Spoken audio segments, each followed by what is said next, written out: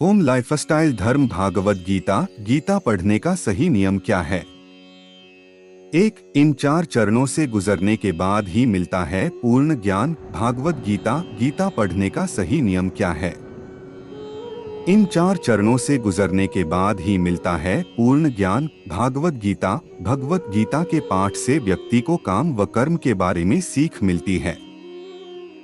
इतना ही नहीं, हमारे हर प्रश्न का उत्तर गीता में समाहित है। आप जितनी बार इसका पाठ करेंगे आपको कुछ नया सीखने को मिलेगा। 2, भागवत गीता गीता पढ़ने का सही नियम क्या है।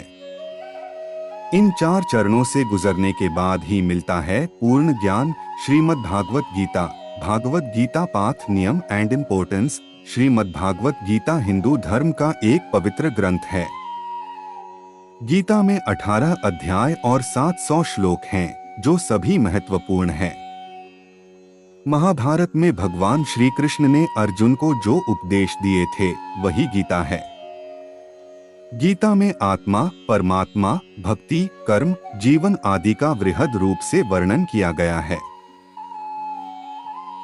3, गीता से हमें यह ज्ञान मिलता है कि व्यक्ति को केवल अपने काम और कर्म पर ध्यान देना चाहिए। साथ ही कर्म करते समय इस बात का ध्यान रखना चाहिए कि हम जो भी कर्म कर रहे हैं उसका फल भी हमें निश्चित ही प्राप्त होगा।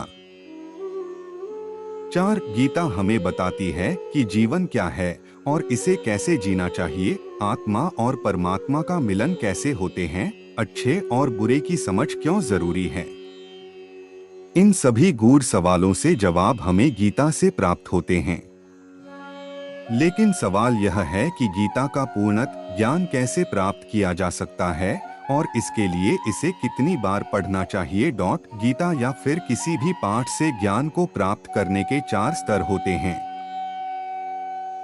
5, अनुभव ज्ञान। इन चारों स्तर से गुजरने के बाद ही किसी भी ज्ञान की पूर्णता होती है और इससे समुचित लाभ होता है। इसका अर्थ यह है कि आप पहले पढ़ते या सुनते हैं, इसके बाद पढ़े सुने ज्ञान के बारे में चिंतन व मनन करते हैं। यदि वह आपको ठीक और उपयोगी लगती है तब उसका अभ्यास कर उसे अपने जीवन में उतारते हैं और आखिर में उस ज्ञान का प्रतिफल आपको मिलता है। 6, किसी भी ज्ञान को आप पढ़कर या सुनकर छोड़ देंगे, उसे अपनाएंगे नहीं तो उसका फल कैसे मिलेगा। यही बात गीता पर भी लागू होती है। जब हम गीता पढ़कर उसके उपदेशों को जीवन में उतारेंगे तो निश्चित ही सुपरिणाम सामने आएगा। कितनी बार पढ़ना चाहिए श्रीमद् भागवत गीता और क्या है इसके लाभ। 7, जब हम पहली बार गीता पढ़ते हैं तो इसे हम एक अंधे व्यक्ति के रूप में पढ़ते हैं, यानी हमें केवल इतना ही समझ पाते हैं कि कौन किसके पिता, कौन किसकी बहन और कौन किसका भाई है।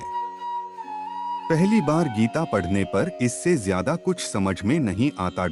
जब हम दूसरी बार गीता पढ़ते हैं तो मन में कुछ सवाल जागृत होंगे कि ऐसा क्यों किया गया या वैसा क्यों हुआ। 8, जब हम तीसरी बार गीता पढ़ेंगे तो इसके अर्थ को समझने लगेंगे। हालांकि हर व्यक्ति को इसका अर्थ अपने तरीके से ही समझ आएगा। जब चौथी बार हम गीता पढ़ेंगे तो हर एक पात्र से जुड़ी भावनाओं को समझ पाएंगे, जैसे अर्जुन के मन में या दुर्योधन के मन में क्या चल रहा है। 9, 5वीं बार गीता को पढ़ने से पूरा कुरुक्षेत्र हमारे मन में खड़ा हो जाता है और हमारे मन में अलग अलग कल्पनाएं होती हैं। 6वीं बार गीता पढ़ने से हम भगवान को अपने सामने अनुभव करने लगते हैं और हमें ऐसा लगता है कि भगवान हमारे सामने ये सब बता रहे हैं।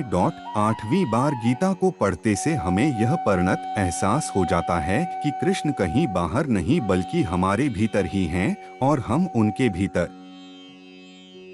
10, श्रीमद् भगवत गीता पाठ के नियम। भगवत गीता पढ़ने के लिए सुबह का समय सबसे उत्तम माना जाता है, क्योंकि इस समय मन, मस्तिष्क और वातावरण में शांति व सकारात्मकता होती है। गीता का पाठ हमेशा स्नान के बाद और शांत चित्त मन से ही करना चाहिए। पाठ करते समय बीच बीच में इधर उधर की बातें नहीं करनी चाहिए और न ही किसी कार्य के लिए बार बार उठना चाहिए।